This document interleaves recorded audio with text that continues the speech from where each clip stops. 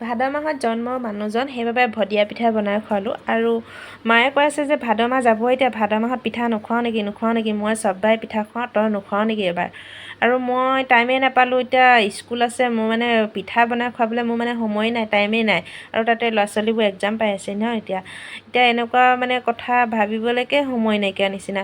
আৰু চাউলো নাই, ধান উলিয়াব লাগিব, শুকুৱাব লাগিব, ধান কুটাব লাগিব, পিঠা বনাব লাগিব। নাৰিকল পিঠা বনাবলৈ হ'লে বহুত জঞ্জাল হ'ল, নাৰিকল ৰুকিব লাগিব, ভাজিব লাগিব, পিঠা বনাব লাগিব, কিমান দেৰি লাগিব। আৰু তাতে মিক্সিত খুন্দিলে মানে আকৌ খোলে দিয়া পিঠা বনাবলৈ আকৌ পানী মুৰিব লাগিব, মানে বহুতেই টান। মই সেইটো কাৰণে নোৱাৰোঁ সেয়া পিঠা বনাবলৈ।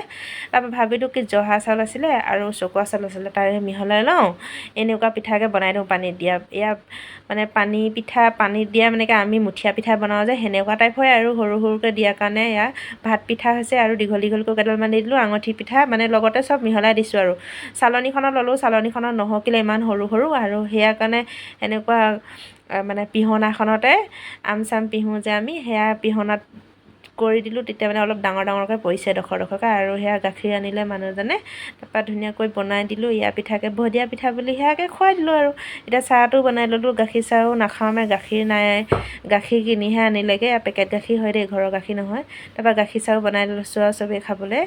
আৰু লগতে ভুগুৰি পিঠা কেইটামানো বনাই দিলোঁ, এবিধহে পিঠা হ'ল। আৰু এয়া ভাত পিঠা আৰু এইফালে ভুগুৰি পিঠা আৰু গাখীৰ চাপানি অকণমান। তাৰপৰা মোক কৈছে, জোকাই আছে, এনেকৈ দিলে মই নাখাওঁ দেই, মোক বোলে কলপাতত দিব লাগিব ভালকৈ বোলে, আৰু তামোল পাণ দিব লাগিব। মই কৈছোঁ সঁচাকৈ নেকি, এনেই কৈছ দেই, এনেকৈ জোকাই আছোঁ। আৰু ময়ো নহয় বোলে, সঁচাকৈ দিব লাগিব, সেৱা কৰি কৰি দিব লাগিব বোলে, মই এনেকৈ দিলে নাখাওঁ কৈ আছে, মোক জোকাই আছে। আজিলৈ ভিডিঅ'টো ইমান আছিলে, কেনেকুৱা লাগিলে জনাব দেই।